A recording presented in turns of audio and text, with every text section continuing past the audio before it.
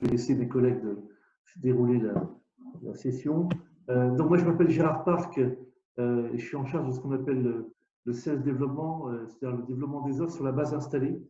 Et donc, dans ce cadre, je suis déjà venu à plusieurs reprises à l'OFO l'année passée pour présenter l'évolution de notre outillage, notre méthodologie SOR auprès de nos bases installées PeopleSoft et EbusinessSuite, essentiellement EbusinessSuite d'ailleurs. Donc, c'est pour ça qu'on fait une remise, un update, on va dire aujourd'hui, pour vous expliquer où on en est, une expérience et puis vous apporter des nouveautés. Voilà. Alors, on est désolé de le faire évidemment via Zoom, mais on aurait préféré être dans les beaux locaux de Neuilly, de l'OFO, mais ce sera pour une prochaine. Donc, je vais passer la parole à Anne-Solène et puis on va vous dérouler l'agenda et puis la façon dont on va aborder ce sujet. Voilà. Merci, Gérard. Excuse-moi Anne-Solène, est-ce que peut-être avant de démarrer, on peut faire un petit tour de table pour que chaque participant puisse se présenter et nous dire un petit peu où il en est de son ERP PeopleSoft? Bien sûr, avec plaisir. Alors, qui commence? Eric. Oui, bonjour. Donc, au niveau de Business at Work, on est sur une vieille version déjà. On doit être sur une 9.0 ou une 9.1, je ne sais même plus. et voilà, et donc on est un peu bloqué entre guillemets dans cette version-là pour l'instant. Et puis on accompagne aussi comme on est intégrateur PeopleSoft, on accompagne nos clients dans l'intégration des solutions. Donc c'est aussi à ce titre-là que je participe à cette réunion. Ok, merci Eric. Florent?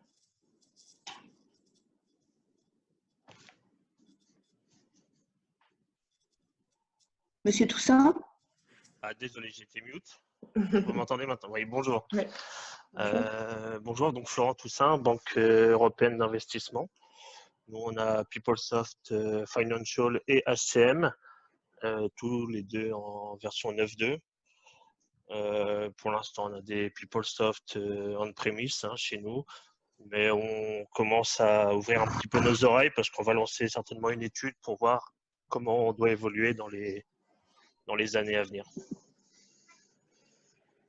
D'accord. Voilà.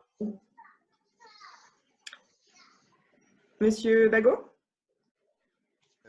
Oui, vous m'entendez? Oui. Oui. Donc Laurent Bagot, je suis chef de projet chez Ubisoft sur PeopleSoft. Nous commençons tout juste une première approche de la partie cloud en fait. Donc juste voir un petit peu le paysage au-delà de la 9.2 en fait. Voilà. Très bien. Madame Ifra? Donc chez Ubisoft aussi avec Monsieur Bagot, donc même problématique, 9.2 on-premise, module finance et supply chain, et donc l'étude qui va commencer pour le passage en cloud. D'accord. Alors je me permets Alex, du coup. Oui, bonjour, excusez-moi, oui. Donc Alexandre Besson, société Attaway. Donc nous, on a plusieurs axes. Donc on a effectivement du PeopleSoft installé chez nous. Donc on est en train de voir comment le remplacer par des outils cloud, que ce soit Oracle ou pas. Et on intervient également pour aider nos clients qui ont actuellement PeopleSoft à déployer potentiellement d'autres solutions. Donc ça commence en France. Mais on intervient aussi en Afrique pour déployer des solutions Oracle Cloud. D'accord. Merci. Monsieur Pradel? Oui, bonjour. Du coup, comme le disait déjà Laurent Bagot et Virginie Geffroy, donc je suis de la société Ubisoft aussi. Et on est là du coup pour voir un petit peu comment ça pourrait se passer pour passer dans le cloud nos solutions PeopleSoft, parce qu'on a 2 instances finance. Donc on vient là un peu en curieux pour lancer l'étude à court ou moyen terme. Ok, parfait. Monsieur Guillotin? Bonjour. Pour KPMG, je viens à titre pour prendre des informations et voir comment le programme peut se dérouler et dans quelles conditions. Ouais. Vous êtes en quelle version, s'il vous plaît? Alors, on est en 9.2 et en touche 8.56 pour le moment. Merci. Et enfin, Monsieur Crépy. Oui, bonjour, Mathieu Crépy, Ubisoft. Donc, rien à rajouter par rapport à ce qu'ont dit mes collègues. On a une Teams Ubisoft là, complète. Ouais. Ok, donc j'entends que les attentes de ce meeting, ça va surtout être de comprendre du coup les tenants et aboutissants du programme, qu'on puisse vous donner finalement le contenu et puis dans quelle mesure vous pourriez être éligible éventuellement à ce programme-là. Donc on a prévu un certain nombre de slides pour vous présenter à la fois la vision outillage du programme, également la proposition de valeur. On va rentrer aussi un petit peu dans le détail des outils qui sont proposés. Et puis, on finira par Bertrand qui va vous montrer ce qu'on appelle le FRJ, qui est du coup le parcours d'accompagnement qu'on propose pour la réflexion, pour mûrir la réflexion d'une transformation d'un PeopleSoft vers les outils nouvelle génération d'Oracle, donc le RP Cloud. Pour ma part, est-ce qu'on peut peut-être faire un tour de table côté Oracle également? Donc pour ma part, moi, je dirige la practice côté ERP, donc les équipes finance et EPM. Et donc, je porte également la proposition SOR sur les clients français. Greg, tu veux te présenter? Bonjour à tous, Grégory Guérand. Moi, je suis membre du consulting et j'ai travaillé et je travaille encore sur PeopleSoft, sur la solution finance. Merci Greg. Bertrand? Oui, donc je m'appelle Bertrand Godillot. Mon activité principale chez Oracle, c'est de diriger le programme Future Ready Journey, qui est en fait, comme l'a expliqué Anne-Solène, un moyen d'accompagnement, une méthode d'engagement avec nos clients pour en fait, lancer cette réflexion de migration des solutions on-premise vers le cloud. Isabelle, est-ce que tu veux te présenter également? Isabelle et Paula, il ne reste que vous qui n'avez pas encore pris la parole. Bonjour à tous, Isabelle Flagel, je suis Customer Success Manager. Donc, c'est un rôle que vous découvrirez en passant au cloud parce que les Customer Success, nous travaillons beaucoup avec nos clients qui ont déjà installé le cloud et travaillent et implémentent des projets cloud. Notre rôle est d'accompagner le client dans le cycle de vie de ces différents produits sur le cloud. Bonjour, Paula Borel, côté Customer Marketing. Donc, j'ai participé avec Sabine à l'organisation de ce webinaire. Ok, parfait. Merci à tous. Donc, je propose qu'on commence la présentation, puisqu'on a… Hop, je me déplace… donc, on a effectivement développé chez Oracle, ça fait maintenant 2 ans, un programme qui a pour vocation d'accompagner notre base de données vers nos propositions, vers nos outils cloud. Ce programme, aujourd'hui, on le présente sur 3 outils, la e-Business Suite, PeopleSoft, ce qui va particulièrement nous intéresser aujourd'hui, et Hyperion. Donc, pour chacun de ces outils on-prem, on a développé toute une logique d'outillage, également une logique de méthodologie qui va permettre de faire cette transition de vos outils actuels vers le RP Cloud. Donc, c'est effectivement toute une notion donc, ce programme-là qui a nécessité un fort investissement de la part d'Oracle et qui est un vrai enjeu pour nous, puisqu'on a vraiment vocation à garder notre base installée et à la transformer au même titre que Oracle se transforme vers des outils qui sont plus modernes, qui apportent de l'innovation et qui vont permettre d'être pérennes dans la durée, puisqu'on propose des solutions SaaS qui se modernisent tous les 3 mois et qui vous apportent de l'innovation constante à travers ces différents updates.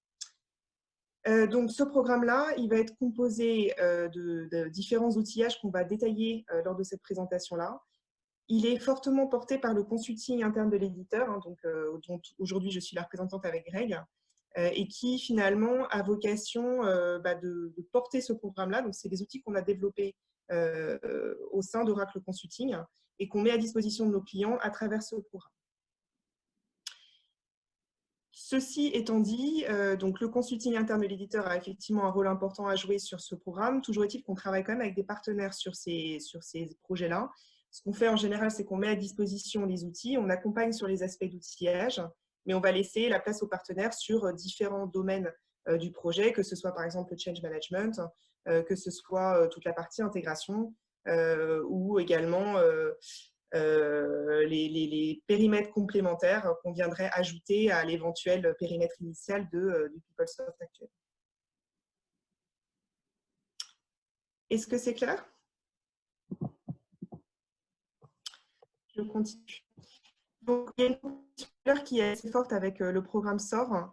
La première proposition de valeur qu'on appelle Like for Standard, l'objectif fort de SOR, c'est de capitaliser au maximum sur ce que vous avez aujourd'hui dans votre PeopleSoft actuel. Toujours est-il qu'on se met dans une logique de long terme en passant sur le RP Club et on va se permettre de se reposer des questions qui vont permettre… Ah, j'ai un écho. Je pense que Sabine, si tu peux te mettre en mute. Merci. Oui, donc je disais, donc, de capitaliser sur votre existant PeopleSoft tout en se permettant de se reposer des questions pour bénéficier au maximum de ce que le RP Cloud pourrait vous proposer. Donc, typiquement, sur une clé comptable que vous auriez designée depuis quelques années et qui faisait sens au moment où vous l'avez fait, votre société a évolué, les besoins sont différents en termes d'analytique. On va se permettre du coup de se reposer ces questions de est-ce que la clé comptable fait encore sens aujourd'hui et fera encore sens dans les années qui viennent, et si ce n'est pas le cas, de la transformer pour que l'important c'est qu'elle soit pérenne dans le temps. Donc ce type de transformation qui semble être quand même des transformations de fondation, des points importants de la transformation de votre ERP, on va pouvoir les prendre en compte dans le programme et essayer au maximum de transformer ces choses qui semblent importantes et puis par contre d'essayer de tous les points un peu moins importants, typiquement la reprise de données, de l'outiller pour qu'elle soit complètement standardisée et de vous éviter finalement de passer du temps sur des chantiers qui sont plus techniques pour pouvoir vous concentrer sur des points importants qui sont plus de la transformation métier. Donc c'est vraiment l'état d'esprit du programme. De la même façon, Powered by IP, dans le sens où on a capitalisé sur, aujourd'hui ça fait 5-6 ans qu'on fait des projets sur le RP Cloud. Donc on a eu pas mal de projets sur des industries variées et on a capitalisé au maximum sur ce qu'on a pu faire sur ces projets-là.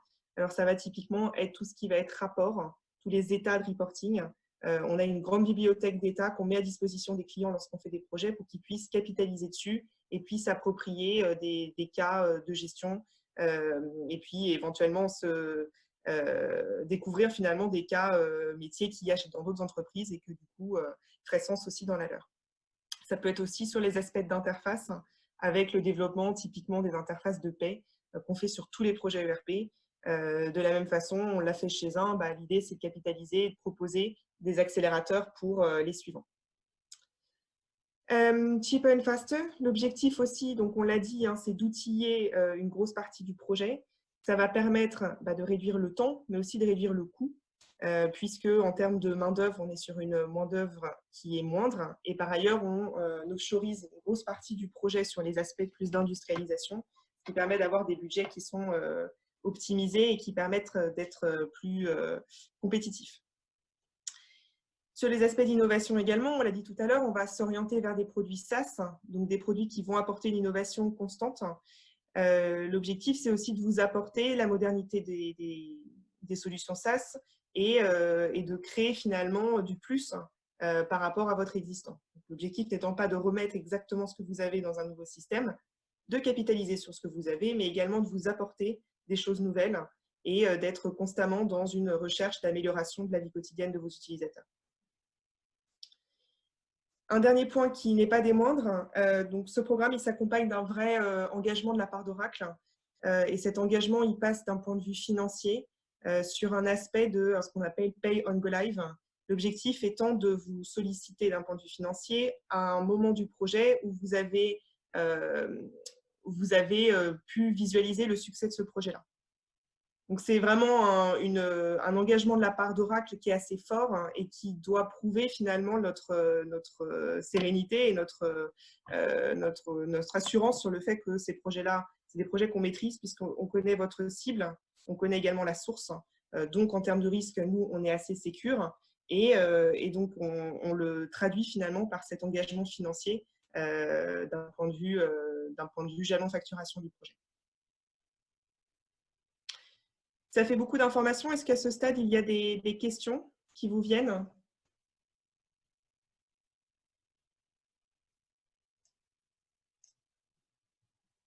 Non, tout est clair. Alors, je continue. On va revenir avec Greg sur des aspects un peu plus précis des outils PeopleSoft. De manière plus générale, les outils qu'on va mettre à disposition, ils se composent des outils que vous voyez dans ce slide-là. Ça va principalement être un outil de script qui va permettre dans un premier temps de scanner votre existant et de nous donner finalement une idée de l'effort nécessaire pour transformer votre existant en PeopleSoft vers un ERP Cloud, en termes notamment de spécifiques, puisque vous le savez, dans du SaaS, en tout cas, on va ne pas avoir l'objectif de reproduire les spécifiques, mais plutôt de faire en sorte de les transformer dans le standard de l'ERP. Il y a beaucoup de nouvelles fonctionnalités qui permettent de faire cette re-standardisation. Il y a aussi d'autres outils, notamment des plateformes complémentaires à l'ERP Cloud qui vont permettre éventuellement de reproduire les spécifiques dans du PaaS, si tant est que le standard n'y répondait pas. Mais c'est vraiment une solution de dernière nécessité.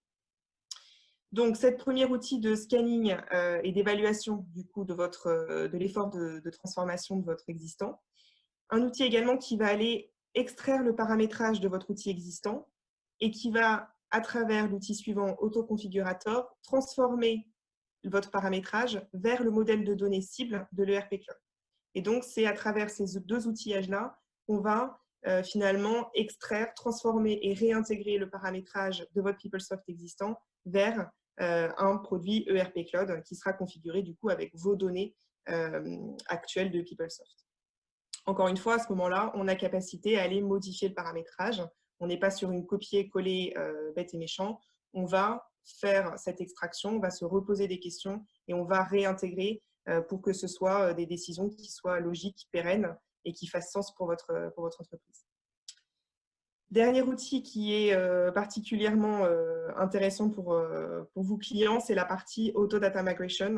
L'objectif, c'est d'aller extraire cette fois-ci tout le référentiel de données, que ce soit les fournisseurs, les tiers, les factures ouvertes, les commandes ouvertes, ce type d'éléments, et de les transformer de la même façon au modèle de données cible de l'ERP Cloud et donc de les réintégrer.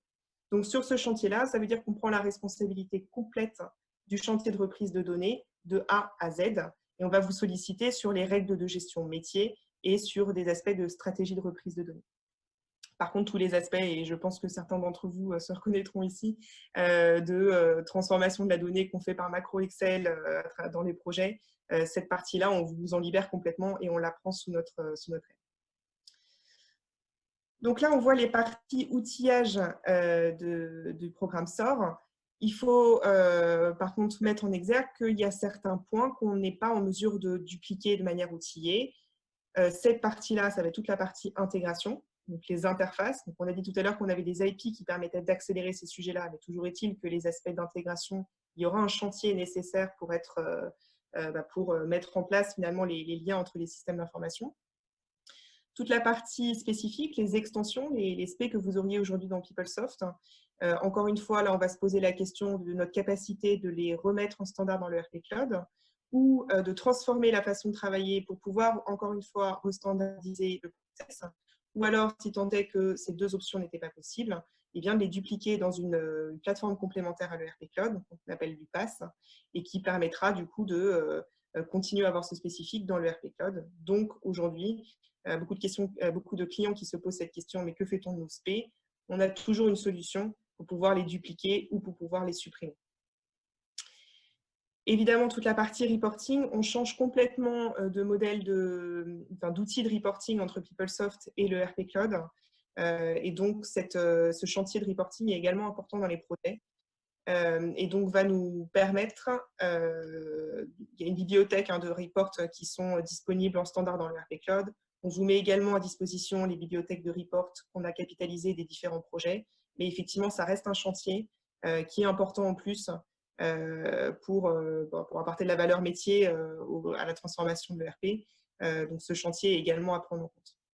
les aspects de localisation qui sont couverts en standard par le RP Cloud pour un certain nombre de pays qui est assez large. Et puis les aspects de sécurité et workflow qui sont là aussi deux points qui sont différents entre PeopleSoft et le RP Cloud. C'est le cas aussi entre la e-business suite et le RP Cloud.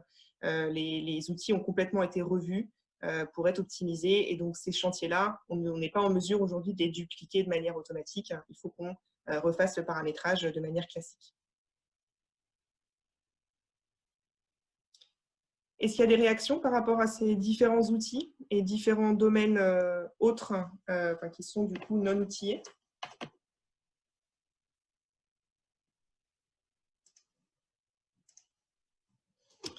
OK. Pour vous donner une vision globale de ce que le programme propose, vous revoyez ici toute la notion des outils qu'on vient d'évoquer, donc l'évaluator, les configuration analyzer, la capacité de reprise de données outillées.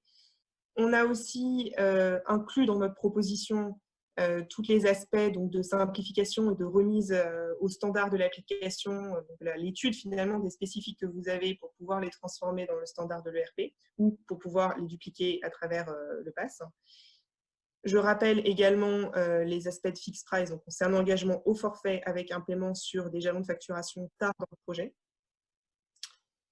De la même façon, on va mettre à disposition tous les aspects d'IP qu'on a évoqués tout à l'heure, donc tous les points de reporting qui ont été développés sur des projets précédents et qui feraient sens dans votre contexte, tous les points d'intégration également, et puis tous les aspects de customisation, parce qu'on a des spécifiques qui reviennent régulièrement chez les clients. Et donc, de la même façon, on va proposer finalement un regard de conseil en vous mettant à disposition les réflexions qu'on ait pu mener sur des précédents projets, s'ils font sens dans votre contexte.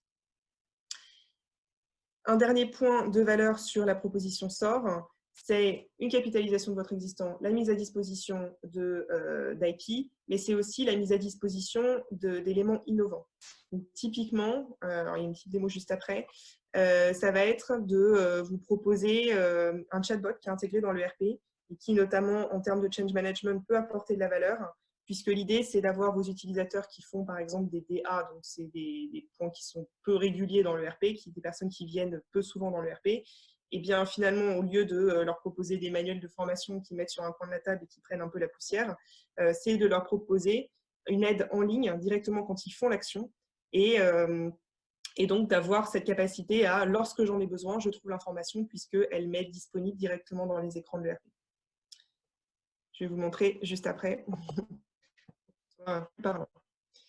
D'un point de vue commitment, on en a parlé tout à l'heure, le consulting est au centre de la proposition, avec capacité à travailler avec des partenaires. Encore une fois, c'est un point qui est important pour nous. On n'a pas vocation à prendre tous les projets. On a juste vocation à aider nos clients base installés et à se faire un point d'entrée et un facilitateur en termes de mise à disposition des outillages, mais en capacité d'intégrer évidemment nos partenaires qui souhaiteraient travailler avec nous.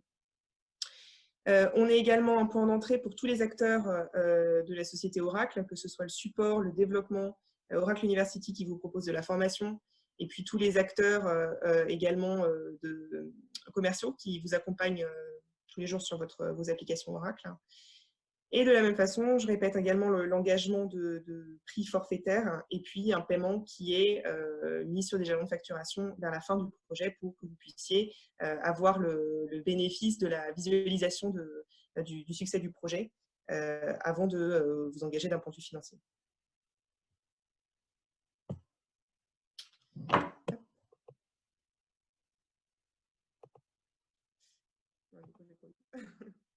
Vous voyez ici l'outil Easy Adopt, qui du coup est vraiment un outil qui est intégré dans le RP et qui a pour vocation d'être un chatbot.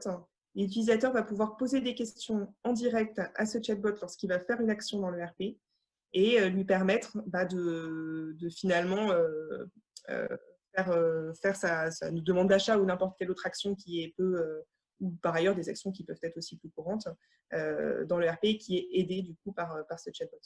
Donc les questions sont mises à disposition, on a 10 000 questions en français et en anglais qui sont mises à disposition des clients et par ailleurs on a aussi capacité à customiser les questions pour qu'elles correspondent exactement au process spécifique éventuellement du client.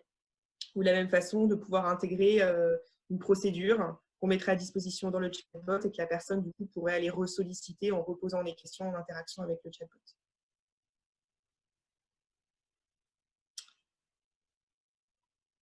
Voilà pour les aspects de proposition de valeur.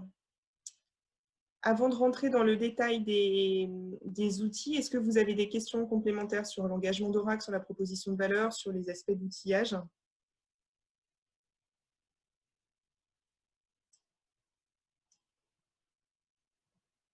Tout est clair. Pas de questions dans le chat. Vous pouvez utiliser je pense qu'il doit y avoir un bouton questions et réponses en fait dans la barre du menu en bas. Si vous voulez soumettre vos questions en ligne, ça nous permettra d'y répondre. Ok, alors on continue. Greg, je te laisse la main pour aller un petit peu plus dans le détail des outillages spécifiques à PeopleSoft. Oui, pas de souci. Alors, Anne-Solène l'a introduit déjà tout à l'heure lors de la présentation d'un slide précédent.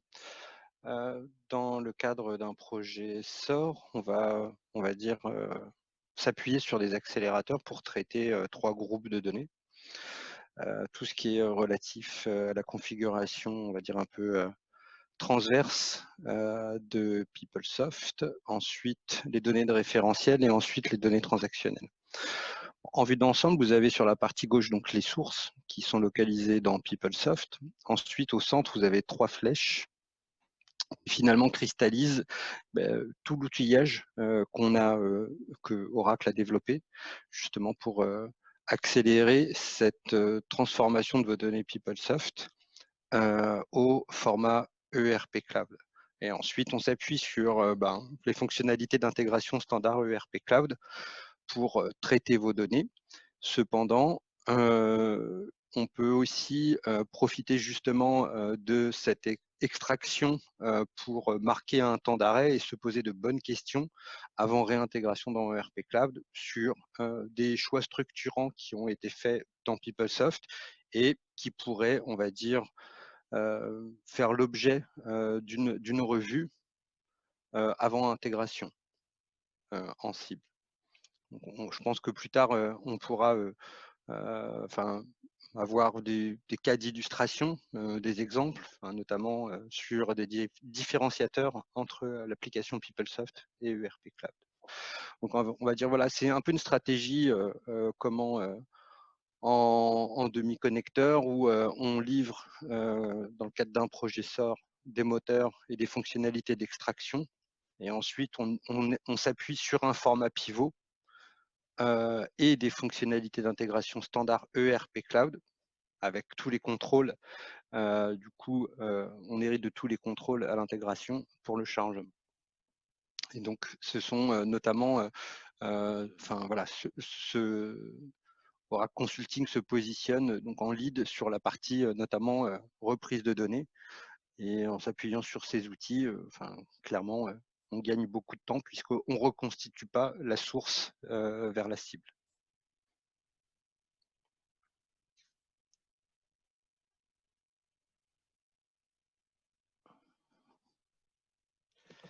Alors, une des premières étapes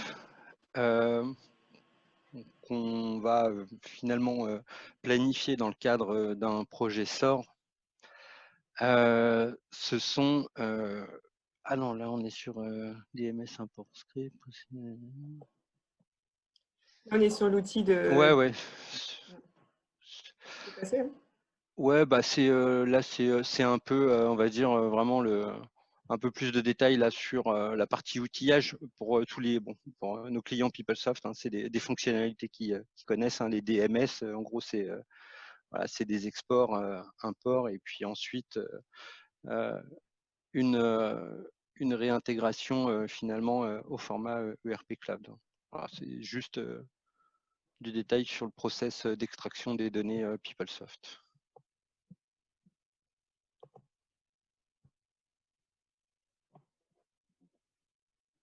Voilà, là, c'est de la même manière, là, on vous précise dans ce slide les extractions, de la manière dont on va dire on va traiter dans le cadre d'un projet les extractions.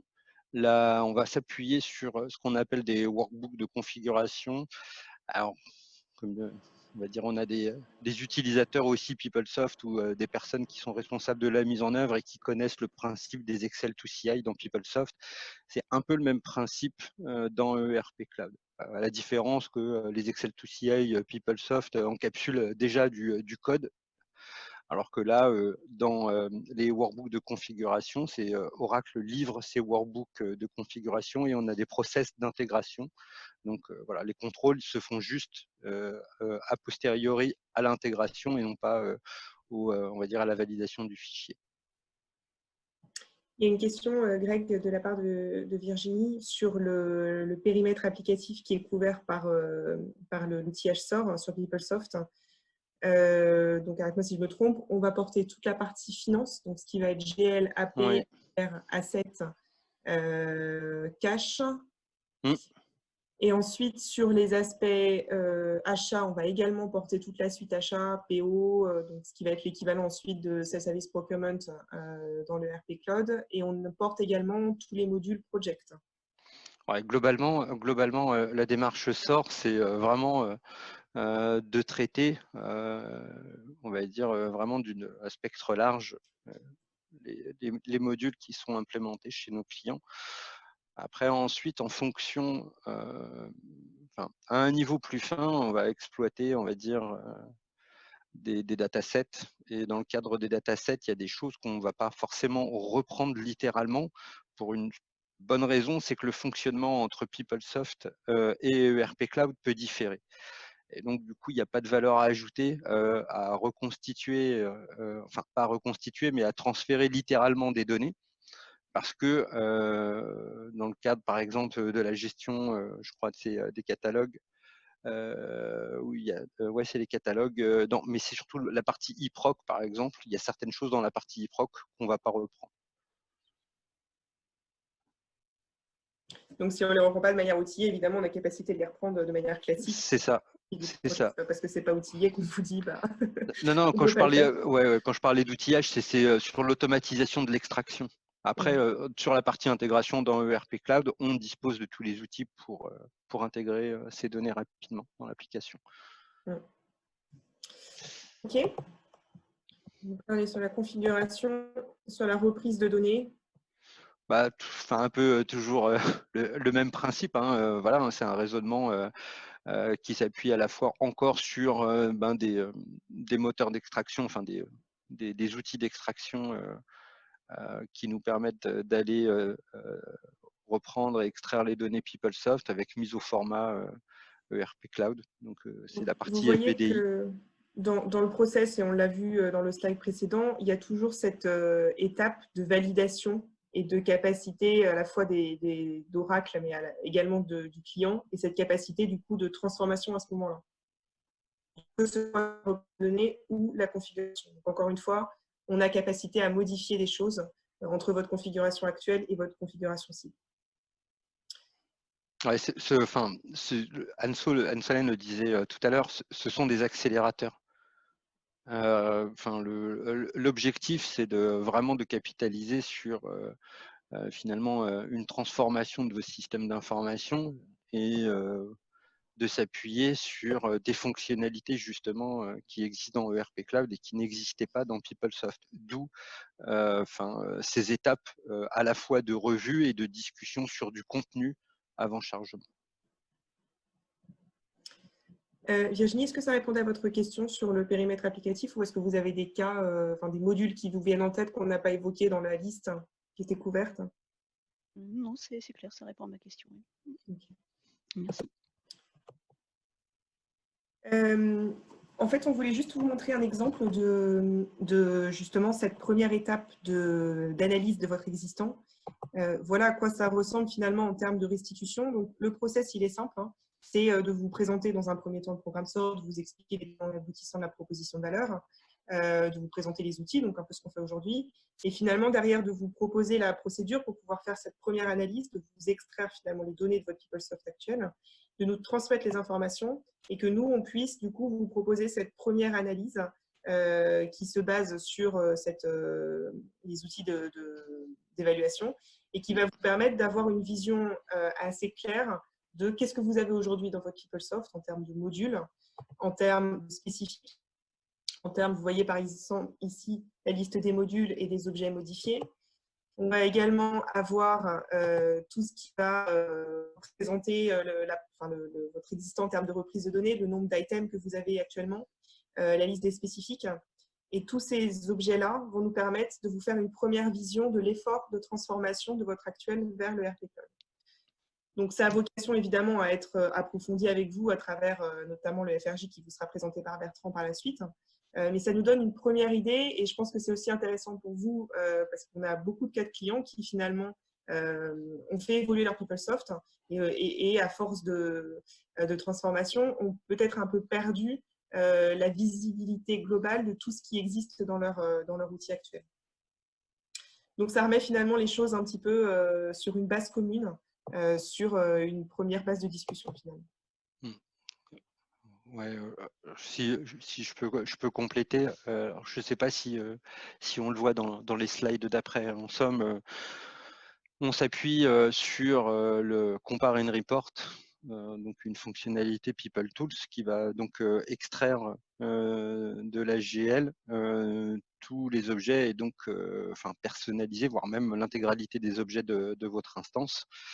Et on va donc vous restituer par la suite un report qui va vous permettre d'obtenir un Polaroid de l'état de personnalisation de votre environnement. On va pouvoir à la fois vous répartir cette restitution par module, par domaine, qui va du coup vous éclairer sur le taux de personnalisation, par exemple, de votre module de comptabilité générale. En plus, on vous liste aussi les principaux objets ou quelles ont été finalement vos personnalisations les plus fréquentes. Voilà. Ça permet derrière de déterminer quels ont été les modes opératoires pour arriver à un taux de personnalisation qui, sur la durée, a forcément un coût. Voilà.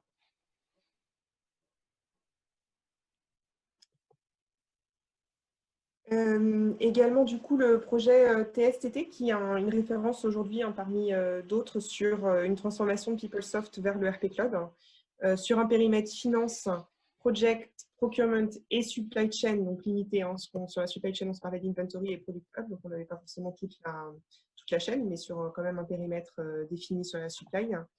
Une transformation, vous voyez qu'ils étaient en 9.0 et en PeopleTools 8.49.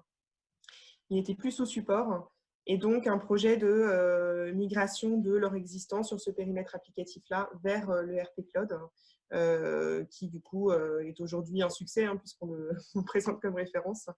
Donc c'est un client avec qui vous pourriez partager si tant est que cela vous intéresserait pour partager sur leur expérience du projet et puis de leur nouvelle vie maintenant dans des applications SaaS d'Oracle. Ok. Bertrand, je te laisse là pour le FRJ. Oui, tout à fait. Il y a 10 minutes. Après, si vous voulez qu'on prenne des questions, on peut peut-être se laisser 5 minutes à la fin. Allez, je me dépêche. Donc, merci Anne-Solène et Grégory, parce que je crois qu'on a bien compris que côté outils, on était complètement prêts. Et en fait, ce sur quoi je vais maintenant me concentrer, c'est en fait le modèle d'engagement qu'on a mis un petit peu autour de la proposition de valeur d'Oracle Consulting pour créer une dynamique en fait et vous permettre de conduire en quelque sorte ce changement au sein de votre organisation. Donc si on regarde cette approche, en fait, on a travaillé sur une approche collaborative qui est en 3 étapes.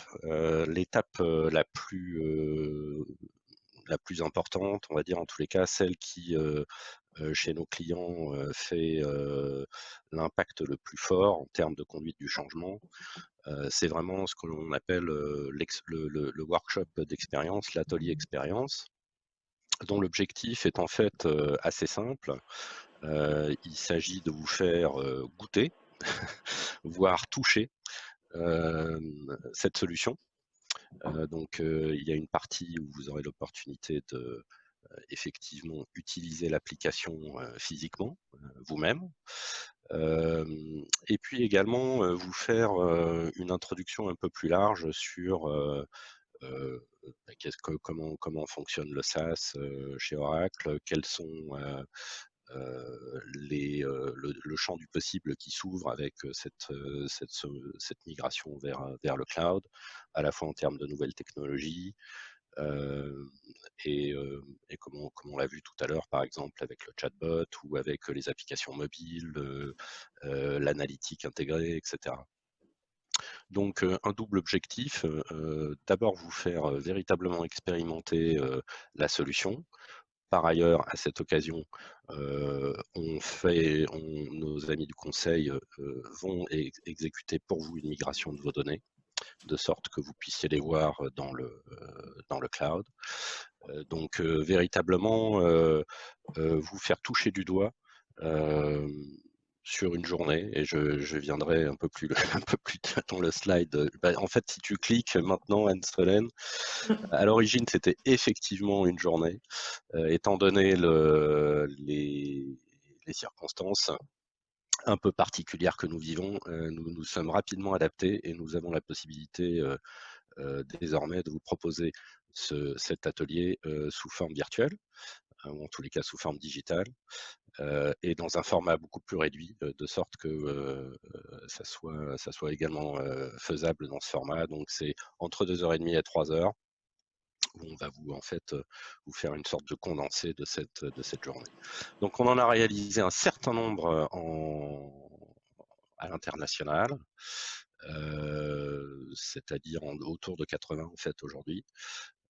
Et en fait, la raison pour laquelle je vous parle de ça aujourd'hui, c'est essentiellement sur la base du retour que l'on a de nos clients. Si tu peux faire un clic supplémentaire. Et ce retour a toujours été très positif. L'idée encore n'est pas, ne vous attendez pas ici à voir comment sera votre ERP dans le cloud à l'arrivée. Il s'agit beaucoup plus d'une activité de change management, c'est-à-dire que s'il y a un appétit au sein de votre organisation pour bouger effectivement vers le cloud, à ce moment-là, cet atelier est un bon vecteur de conduite de changement. C'est quelque chose qui nous permet à la fois d'ouvrir les esprits et en même temps de créer un appétit, voire une dynamique. Et en tous les cas, c'est ce qui revient régulièrement. Ce que vous voyez à l'écran sont les feedbacks de nos clients, donc les retours de nos clients. Étape suivante. Donc pour que cette expérience, pour que ce jour, cette journée, ce séminaire, cet atelier soit réussi, il nous faut évidemment préparer correctement. Et c'est la première étape en fait de cette approche collaborative. Si tu cliques, Anne-Solène, elle va apparaître. Et un des éléments vraiment clés de cette proposition de valeur, et je pense qu'Anne-Solène l'a bien expliqué avec les outils et les automatisations qu'on a en place, c'est vraiment de vous permettre de savoir où vous vous trouvez. Beaucoup de nos clients nous ont remonté qu'en fait, il y a beaucoup d'appréhensions qui sont basées sur le fait qu'on ne sait pas exactement où on en est. Donc l'avantage de cette phase de préparation, c'est d'être bien clair sur où est-ce qu'on en est aujourd'hui, de sorte qu'on puisse planifier le futur. Et évidemment, il y a un certain nombre d'étapes sur lesquelles on va pouvoir travailler. Et enfin, une fois qu'on a réalisé cette expérience, alors par la suite arrive l'étape de définition dans laquelle on va pouvoir lancer vraiment une planification et puis vous expliquer et vous donner une bonne idée de quand et comment arriver vers cette cible, enfin réaliser cette migration et y associer une proposition business. Donc sur l'expérience elle-même, enfin le séminaire lui-même, je vous ai ici donné un peu l'agenda, un condensé de l'agenda. Vous voyez, il y a un certain nombre de... C'est assez cadencé. Hein. Chaque session ne dure pas plus de 10 à 15 minutes, de sorte que ça soit adapté au format interactif, enfin au format digital, ce qui n'est pas simple. Donc beaucoup d'interactions. Vraiment, on conserve les fondamentaux de l'expérience physique, de l'expérience en personne dans le monde digital. 2h30, du live, de la démonstration live, des challenges interactifs, un petit peu de business process mapping également interactif, démonstration des outils de migration, et puis aussi beaucoup de mythes et de légendes autour du SaaS, la sécurité, les upgrades, etc., qu'on va vous expliquer. Voilà, bon, c'est en même temps un peu le moment hein, de réaliser ce type d'expérience. Donc, je vous engage à entrer en contact avec Gérard, Anne-Solène ou moi-même pour essayer enfin, si ça vous intéresse, pour qu'on mette en œuvre cette approche ensemble. Avez-vous des questions?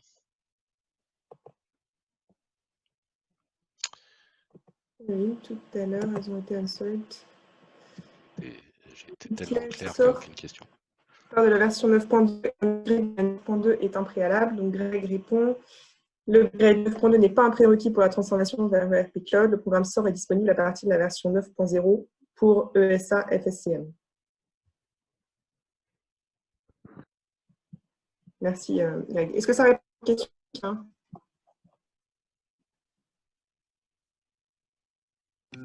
Oui, ok. Merci. Est-ce qu'il y a d'autres questions que vous souhaiteriez qu'on aborde?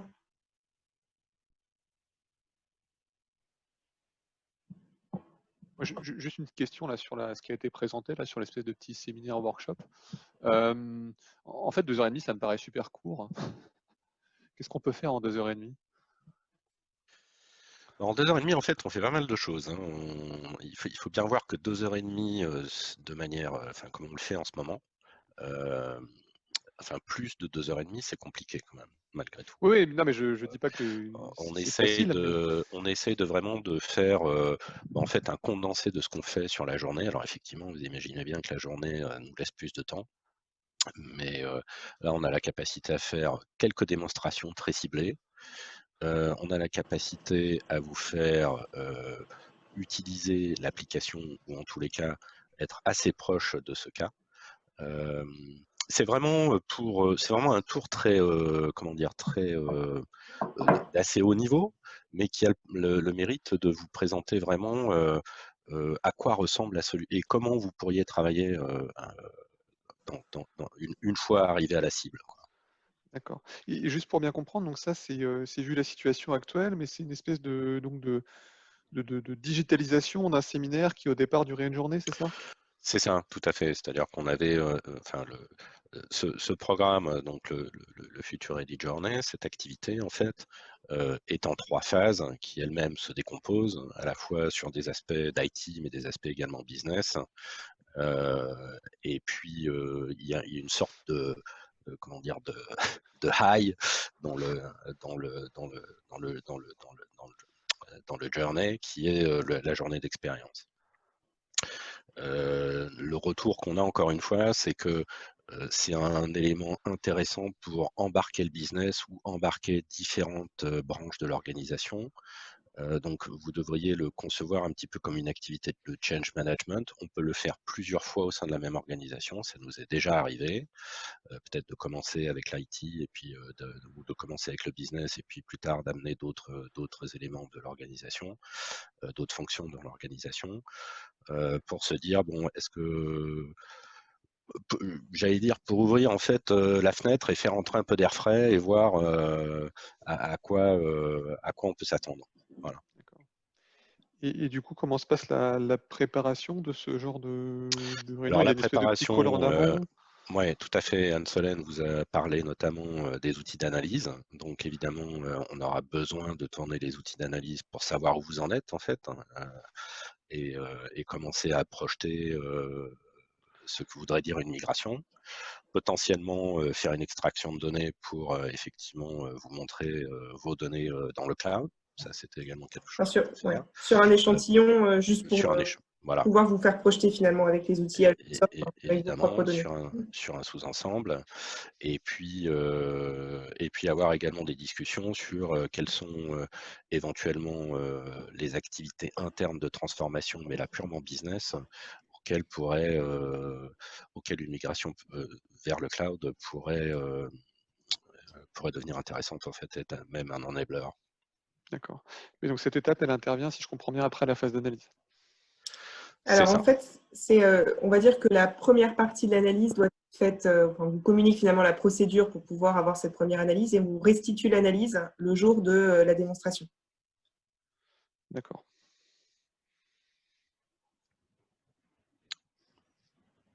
Voilà, donc voilà.